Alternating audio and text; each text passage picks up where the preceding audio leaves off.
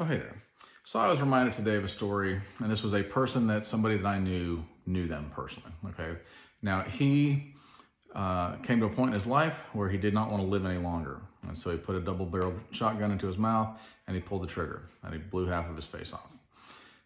It didn't kill him. So he pulls the trigger again for the other bullet, but it misfires. So he opens it up and plays with it, puts it back in his mouth, it misfires. He tries to clean it, he's, bleeding all over, whatever, tries to make it work, tries everything he can, misfires. He can't get it to work. It's not his time to die. So some more time passes. He's an angry individual. He's in a bar altercation.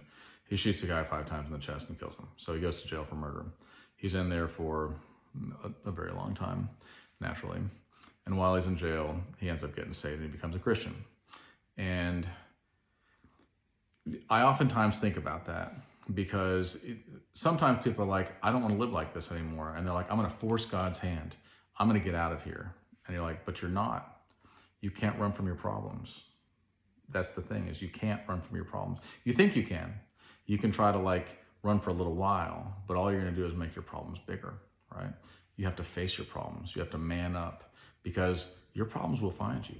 And even if you do get out of this life, they will follow you into the next one. You need to man up and face your problems. In one of my books that I wrote, this guy is having this vision, and in this vision, there's a lion, and the lion is crouching through the tall grass, and he sees him, and the lion jumps to pounce, and this guy runs, and the lion chases him, and he runs, and he chases him, and he runs, he chases him, and finally, he's exhausted. He's got nothing left. And he just falls down on his knees, and he's like, fine, eat me. And the lion jumps up into his face, and he goes, why are you running from me? And he goes, I don't know, because you're a lion, because you're going to eat me? And he goes, I am your courage. Stop running from your courage. And that is my message to you guys. Stop running from your courage. Stop running from your problems. Man up and do the right thing, because if you don't, you're going to walk around and you might get saved eventually. I hope you do. I mean, that's my prayer, is that every one of you is in heaven with me. And then one day we walk up and I go, I'm so glad you're here. And if you're like, you had a part in it, I'm like, I'm so glad I could be a part of that. Okay. But in the meantime, he had to walk around with half his face blown off and spend his time in prison. He could have learned his lesson the easy way.